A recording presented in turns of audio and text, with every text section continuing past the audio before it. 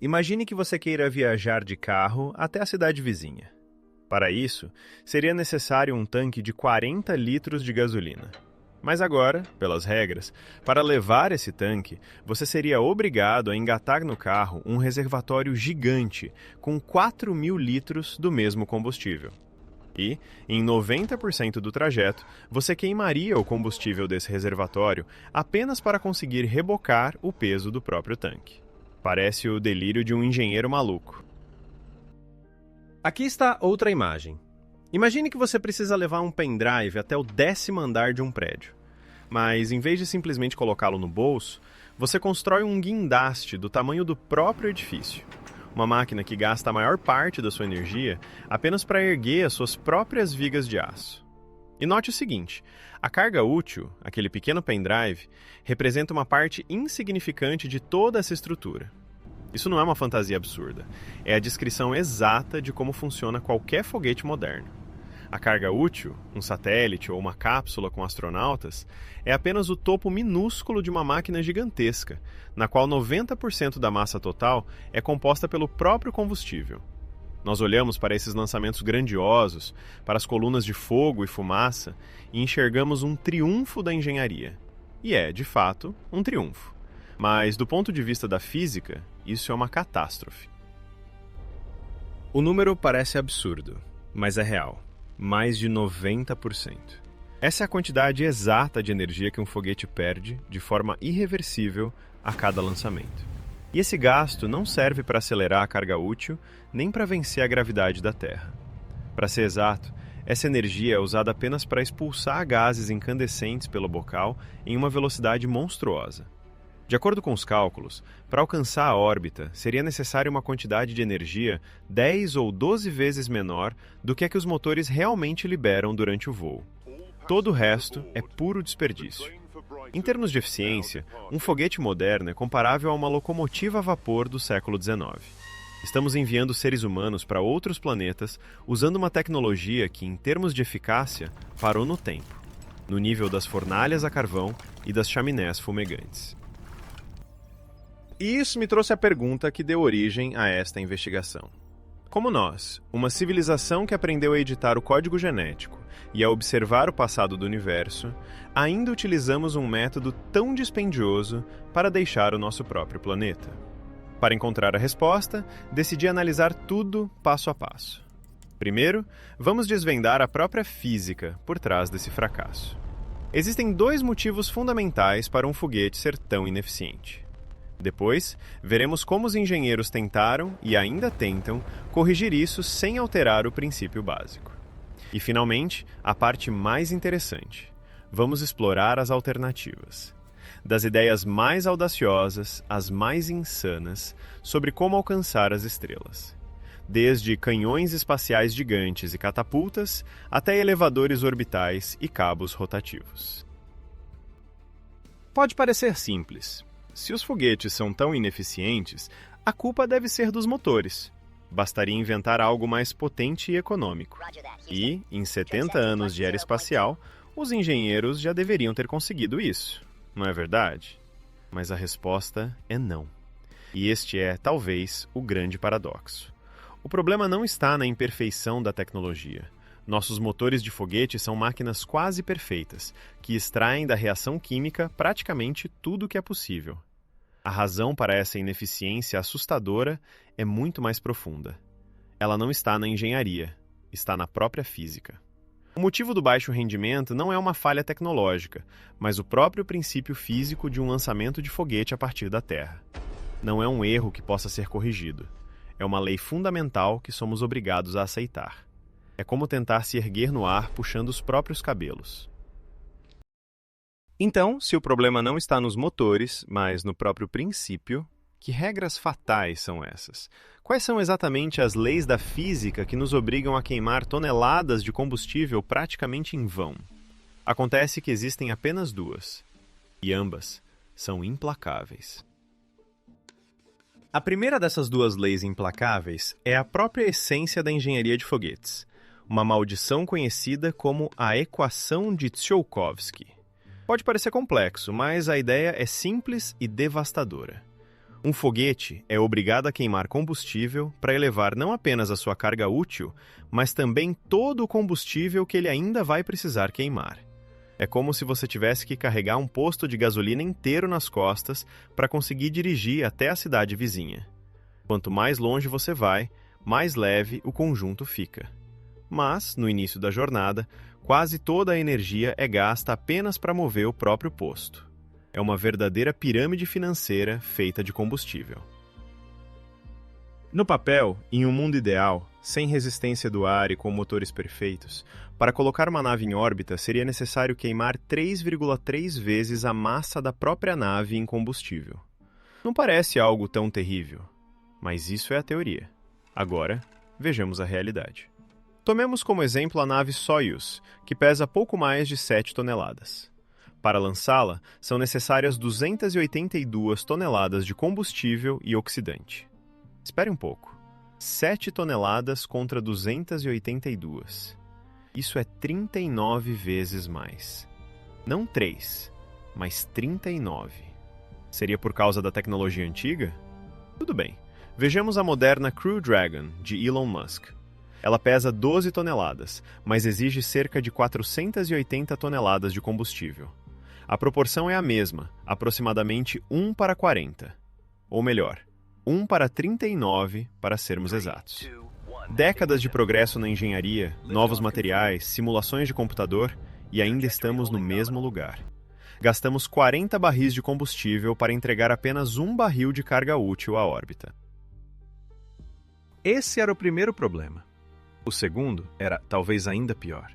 Ele está ligado ao próprio princípio da propulsão a jato. Para que um foguete suba, ele precisa expelir algo para baixo com uma velocidade imensa, os gases superaquecidos. E é exatamente aqui que mora o detalhe crucial. Imagine-se em cima de um skate e arremesse uma bola pesada para longe de você. No mesmo instante, você será empurrado na direção oposta. No entanto, a maior parte da energia que você gastou não serviu para acelerar você, mas sim para acelerar a bola. Com o foguete, acontece a mesma coisa. Quase toda a energia colossal da reação química é usada apenas para dar uma velocidade absurda aos gases de exaustão. Para a aceleração do foguete em si, resta apenas uma fração mínima. Quanto exatamente? Prepare-se. Entre 80% e às vezes até 90% de toda a energia liberada na queima do combustível simplesmente escapa para a atmosfera junto com o jato de propulsão. Então, vamos analisar o quadro completo. 97,5% da massa de um foguete, no momento do lançamento, é puro combustível. E, de toda a energia desse combustível, 90% é consumida apenas para aquecer e acelerar o próprio escape. Isso é catastroficamente ineficiente. Construímos estruturas gigantescas, carregadas com energia suficiente para abastecer uma cidade pequena, apenas para que 99% de todo esse esforço seja queimado e lançado ao nada. É exatamente essa armadilha dupla da física que transforma o espaço no lugar mais caro do universo. O custo para levar apenas 1 quilo à órbita baixa da Terra varia entre 3 e 30 mil dólares. 1 quilo, o peso de um pacote de açúcar. E esse é o preço da entrega mais básica, aquela até a porta. Dali em diante, tudo fica ainda mais caro. Esse valor explica por que no espaço não existe nada supérfluo. E porque, em 1965, um simples sanduíche foi o pivô de uma investigação federal. O astronauta John Young levou escondido para bordo da nave Gemini 3 um sanduíche de carne curada.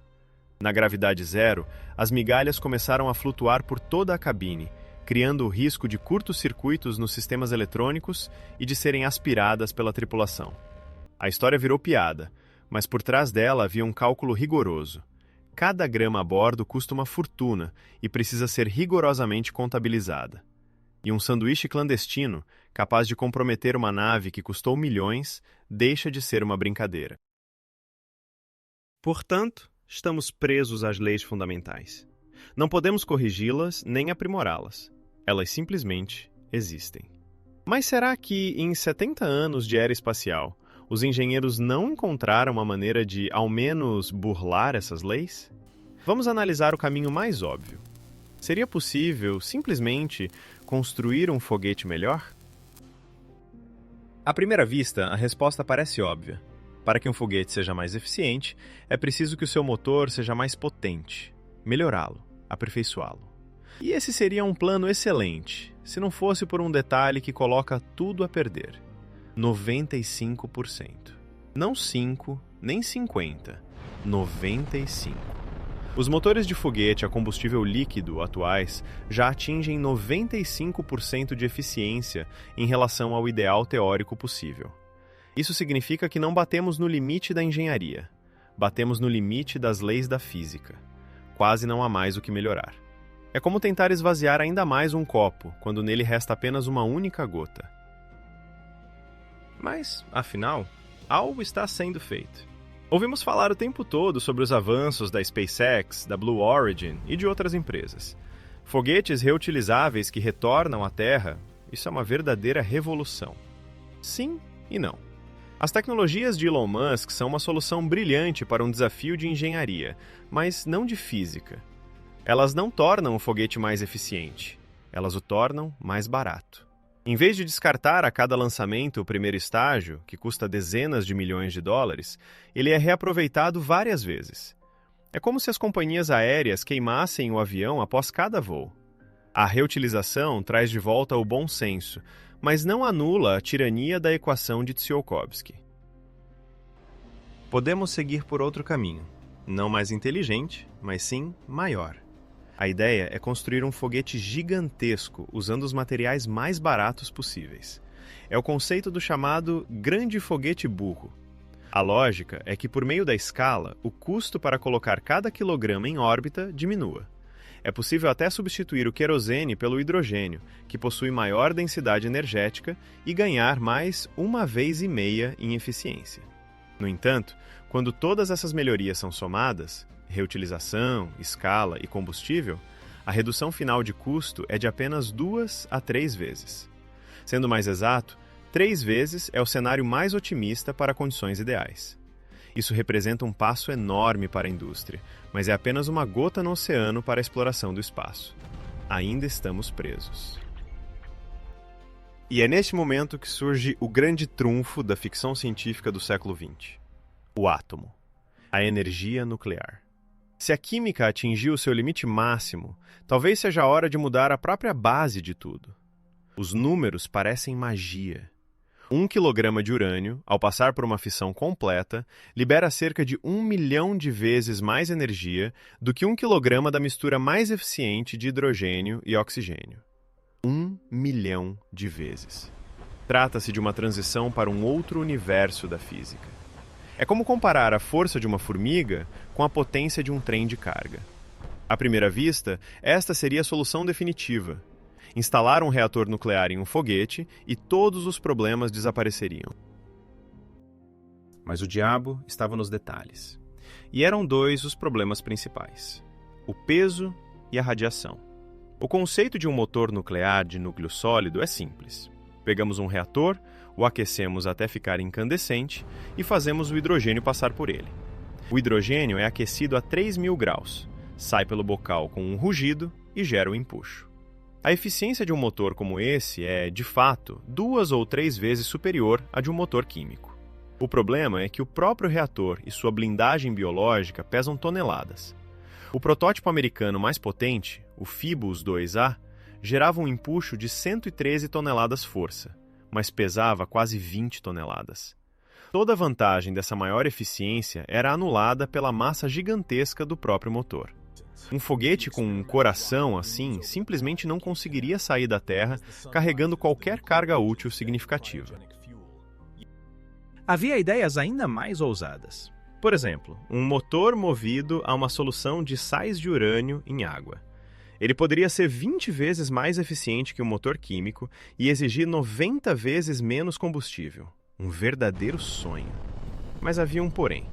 Esse motor não apenas aqueceria o fluido de trabalho, ele literalmente expeliria produtos de decaimento radioativo para fora. Seria o escapamento mais sujo da história da humanidade. Cada lançamento transformaria a plataforma e tudo ao seu redor em um deserto radioativo por milhares de anos.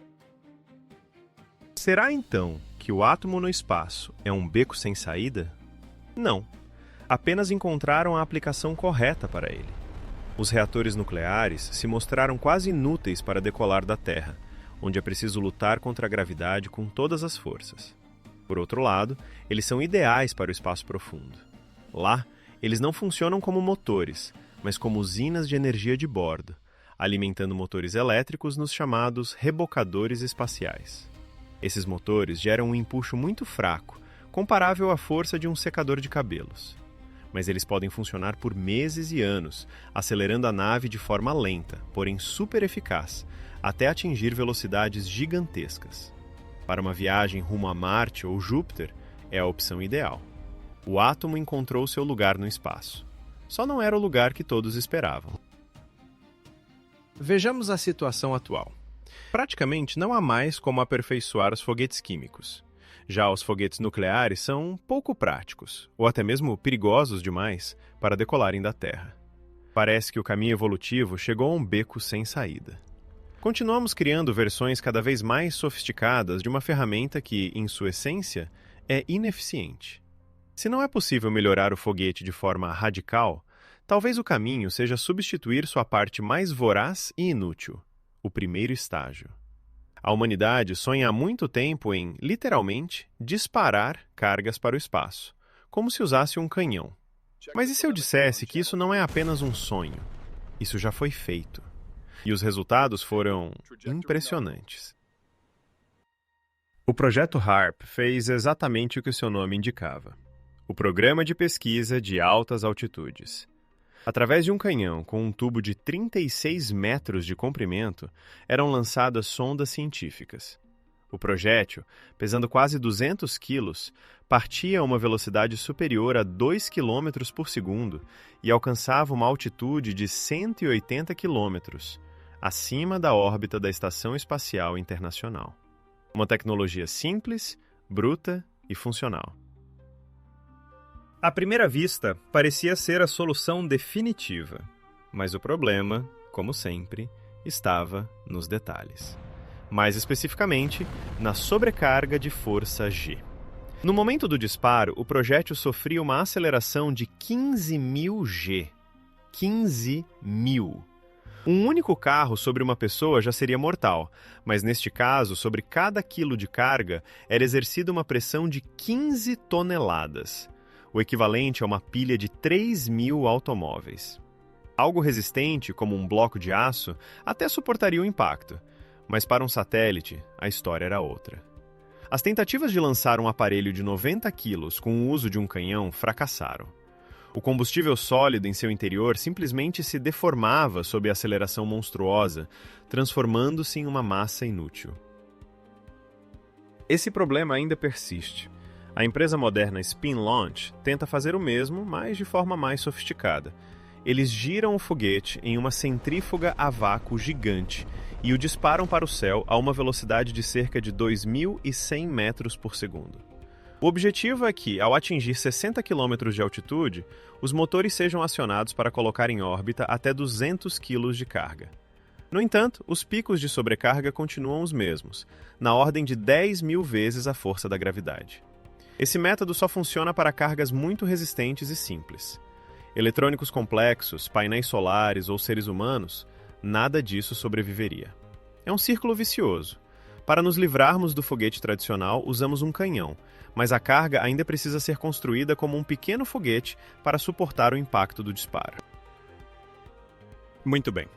Se o problema é a aceleração brusca, talvez seja possível acelerar de forma gradual. É possível. Para isso, existe a catapulta eletromagnética, também conhecida como motor de massa. É um longo tubo de vácuo onde um campo magnético acelera o objeto progressivamente. A aceleração pode ser ajustada para qualquer nível, até mesmo um patamar confortável para o ser humano, de 3G, sem aquelas sobrecargas esmagadoras. O problema está resolvido?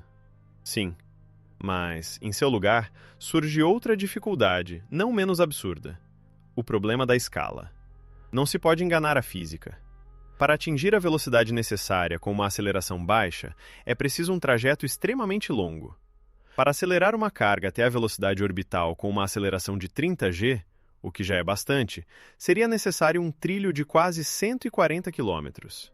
Já para uma aceleração de 3G, adequada para passageiros, precisaríamos de uma pista com 1.400 km de extensão.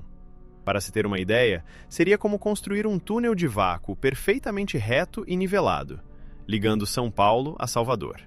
Uma solução genial e absolutamente impossível de realizar na Terra. Mais uma vez, chegamos a um impasse. Ou esmagamos o satélite com uma pressão gravitacional absurda, ou construímos uma estrutura do tamanho de um pequeno país. Tentar atravessar a atmosfera usando apenas a força bruta é um caminho sem saída. Mas e se fôssemos um pouco mais astutos? Em vez de lutar contra ela, poderíamos encontrar um atalho. Usar a própria atmosfera como aliada, ou, pelo menos, subir acima de sua camada mais densa. Essa ideia é conhecida como lançamento aéreo.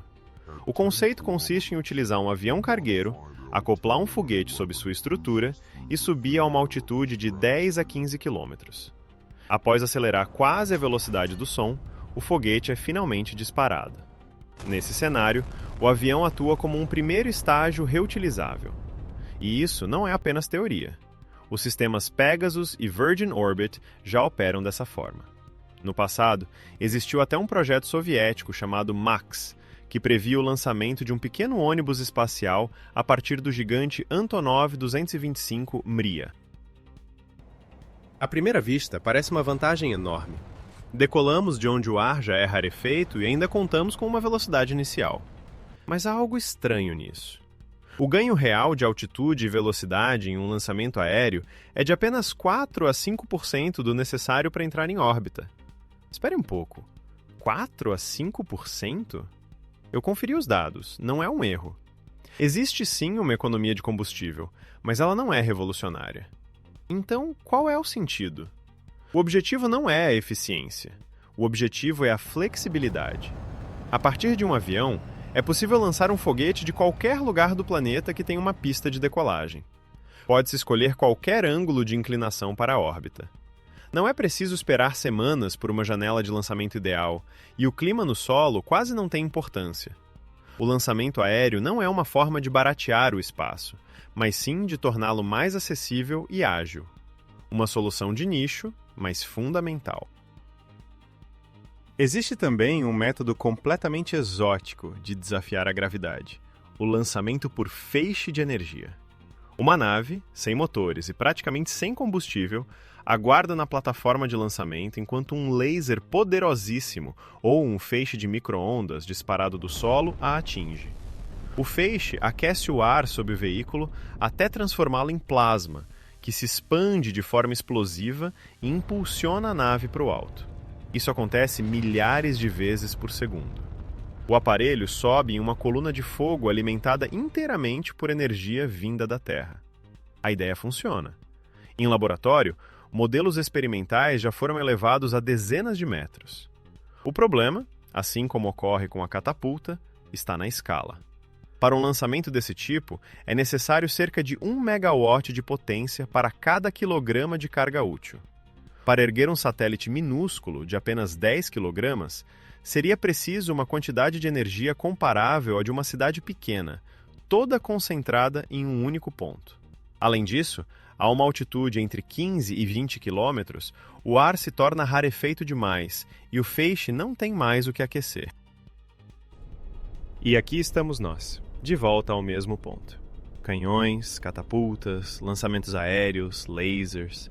Todos esses métodos tentam, de uma forma ou de outra, atravessar ou enganar as primeiras e mais densas camadas da atmosfera. Cada um resolve um problema, mas cria imediatamente outro, igualmente complexo.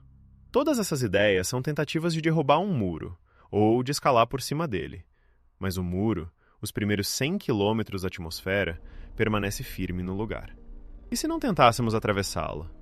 E se construíssemos algo tão gigantesco que começasse na Terra e terminasse já no espaço? Então, e se, em vez de tentar atravessar a barreira da atmosfera, construíssemos uma escada que simplesmente passasse por cima dela?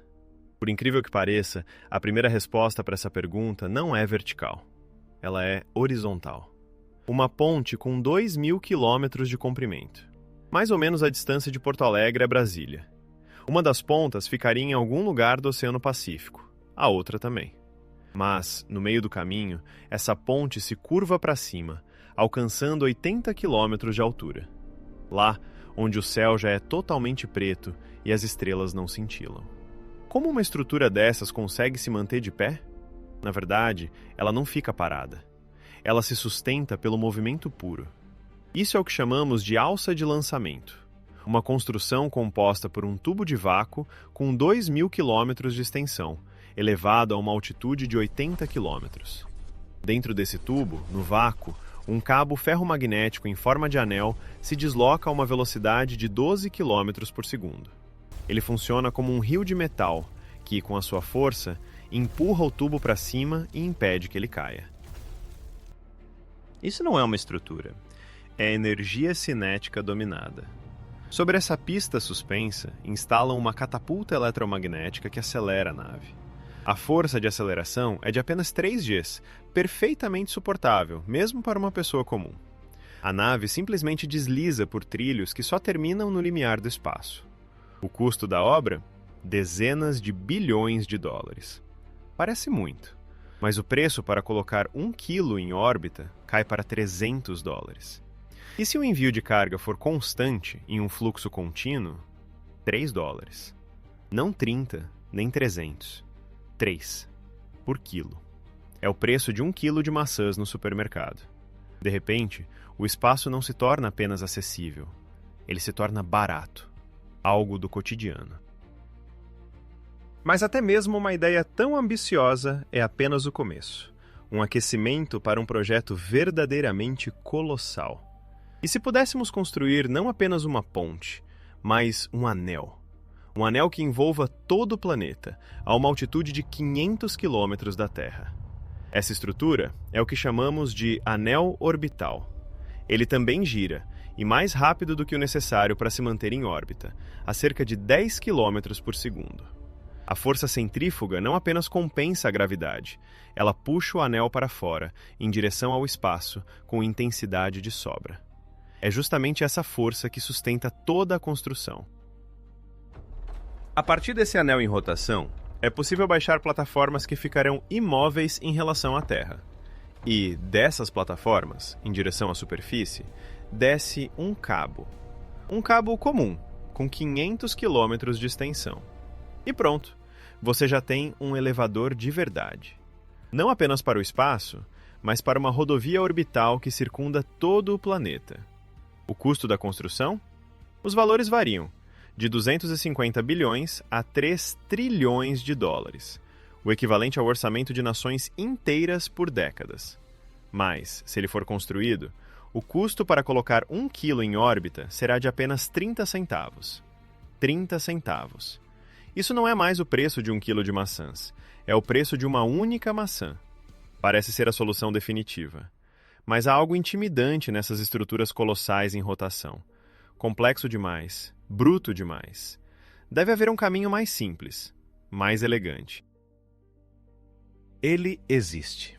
A ideia mais famosa e fascinante de todas. O elevador espacial. Nada de anéis giratórios, nem cabos supersônicos. Apenas um único cabo, estendido da superfície da Terra até a órbita geoestacionária, a uma altitude de quase 36.000 quilômetros. E ele segue ainda mais longe, chegando a 100.000 quilômetros de altura, onde fica o contrapeso, como, por exemplo, um asteroide capturado.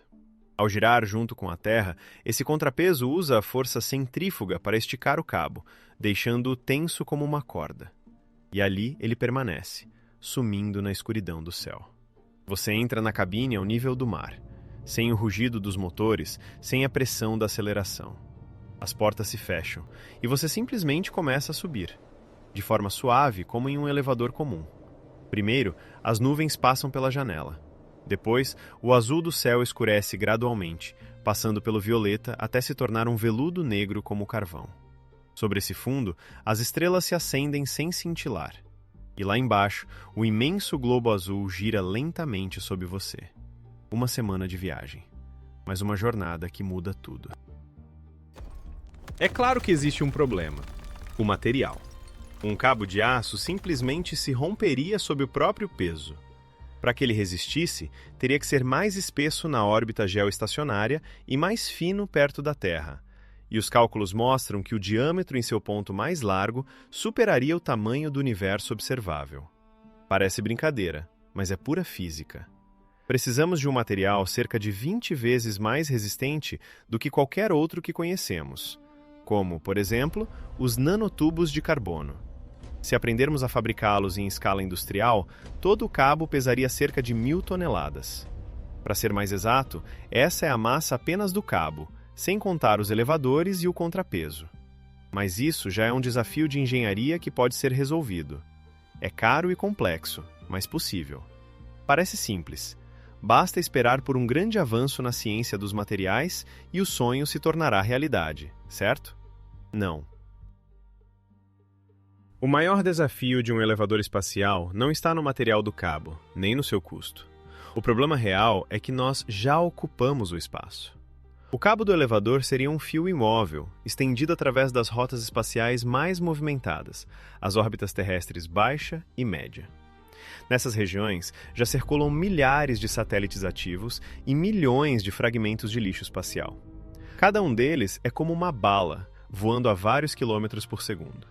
Suas trajetórias cruzariam esse cabo estático constantemente. Não é uma questão de se, é uma questão de quando. Um sistema para desviar de detritos em um cabo com milhares de quilômetros de extensão é basicamente impossível. Cedo ou tarde, o impacto vai acontecer. O impacto romperia o cabo. A parte inferior, com 36.000 quilômetros de extensão, começaria a cair em direção à Terra, enrolando-se ao redor da linha do Equador como um gigantesco chicote de fogo, varrendo tudo em seu caminho.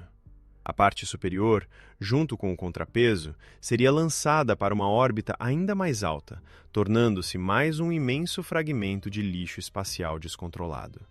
Uma catástrofe de proporções planetárias.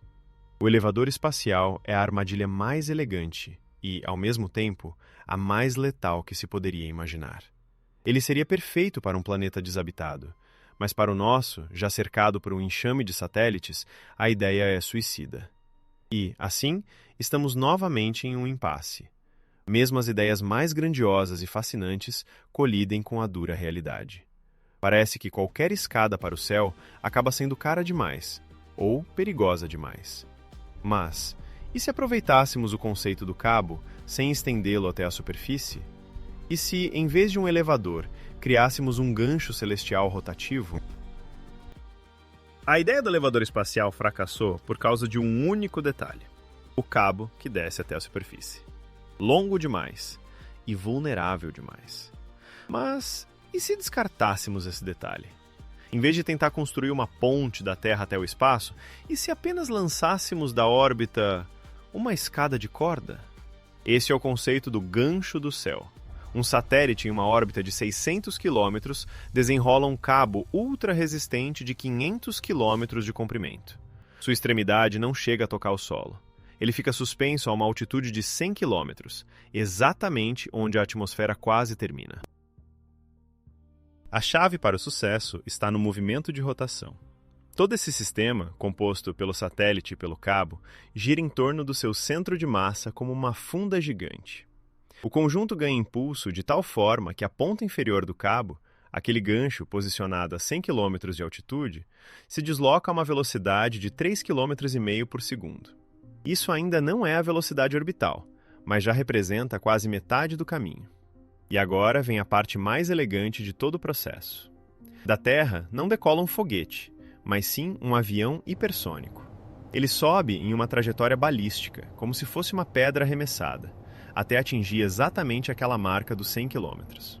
No ponto mais alto da sua curva, a velocidade do avião coincide por um instante com a velocidade da ponta do cabo. É nesse momento que acontece o acoplamento. O avião transfere a sua carga e o gancho em rotação, como a mão de um atleta ao lançar um martelo. Simplesmente a arremessa adiante, em direção a uma órbita estável. Para o passageiro ou para a carga, a experiência parece uma jornada extremamente suave. Nada daquelas acelerações brutais, como se estivéssemos sendo disparados por um canhão. Todo o processo de subida e captura gera uma força de, no máximo, 3 Gs, o mesmo nível de uma montanha-russa comum, algo perfeitamente suportável para o ser humano. Entramos em uma aeronave hipersônica, subimos até a estratosfera e nos conectamos suavemente à extremidade do cabo. A partir daí, somos levados para o alto com total fluidez, sem barulho ensurdecedor, sem labaredas de fogo. Agora, vamos falar de economia. O custo estimado de todo o projeto é de 50 bilhões de dólares. Mas espere um pouco. Esta é claramente uma estimativa otimista, que não leva em conta todos os riscos de desenvolvimento. No entanto, mesmo que esse valor dobre, ainda será muito mais barato do que construir um elevador espacial. O ponto principal, porém, é o preço do transporte. Assim que entrar em operação, o custo para colocar 1 quilo de carga em órbita poderá cair para meros 10 dólares. Isso mesmo, não 1.000 nem 100, apenas 10 dólares. Isso torna o espaço não apenas acessível, mas verdadeiramente barato. Mas o verdadeiro potencial desta tecnologia não se revela na Terra. Na Lua ou em Marte, onde a atmosfera é inexistente ou muito rarefeita, o gancho espacial se transforma em algo completamente diferente. Lá, é possível fazê-lo girar de tal forma que a extremidade inferior do cabo, no momento do contato, tenha velocidade zero em relação à superfície. Ele pode, literalmente, se agachar para recolher a carga diretamente de um espaço-porto e, após completar uma volta, arremessá-la em órbita, ou até mesmo em uma trajetória rumo a outro planeta. Isso já não é apenas um gancho. É um guindaste espacial. Ele é capaz não apenas de lançar, mas também de capturar naves que se aproximam, pousando-as suavemente na superfície. É aqui que surge a pergunta fundamental. O gancho espacial parece uma solução elegante, relativamente barata e segura. Ele resolve os problemas tanto do elevador quanto das catapultas. Parece quase perfeito. Então, por que ainda explodimos centenas de toneladas de querosene em cada lançamento? Se existem conceitos de engenharia tão brilhantes, por que ainda dependemos de uma tecnologia de um século atrás? Chegou a hora de fazermos um balanço final. E aqui estamos nós. Depois de passarmos por canhões, catapultas e elevadores que se estendem até o céu, a resposta para a pergunta fundamental acabou sendo frustrantemente simples. Ela pode ser resumida em uma única frase: não existe passagem gratuita para o espaço. Entrar em órbita é uma tarefa que consome tanta energia que qualquer solução exige concessões enormes, quase inimagináveis. Não se trata de escolher entre uma opção boa e uma ruim. É uma escolha entre diferentes tipos de catástrofes. Vamos listá-las sem rodeios. Um canhão espacial? Ele transformaria qualquer tripulação e toda a eletrônica complexa em poeira, devido à aceleração esmagadora. Uma catapulta eletromagnética? Exigiria a construção de uma mega estrutura com centenas de quilômetros de extensão, algo vulnerável e absurdamente caro. Um elevador espacial ou um gancho orbital? Uma ideia brilhante, mas para a qual ainda não temos tecnologia de materiais. O cabo precisaria ser mais resistente do que qualquer coisa que somos capazes de fabricar. Para ser mais preciso, teria de ser mais forte do que as próprias leis da química permitem para objetos em escala macroscópica. E o motor nuclear? Ele funciona, mas o preço seria a chuva radioativa e a violação de todos os tratados internacionais. Toda ideia brilhante carrega consigo um preço amargo. Diante de tudo isso, o foguete deixa, de repente, de parecer um método estúpido. Sim, ele é ineficiente. Sim, ele carrega combustível apenas para conseguir carregar mais combustível. Sim, é como tentar escalar uma montanha levando uma escada nas costas. Mas ele tem uma vantagem decisiva. Ele funciona. Agora mesmo. Não exige materiais vindos do futuro. Não esmaga os pilotos. Ele é versátil. Pode colocar em órbita tanto um satélite minúsculo quanto uma estação gigantesca. Pode ser lançado de diversos pontos do planeta. Não é uma solução elegante. É o compromisso ideal. Levando em conta nossas tecnologias, nossos materiais e nossas limitações, o foguete químico é a forma mais equilibrada e inteligente de chegar ao espaço entre todas as que temos à nossa disposição.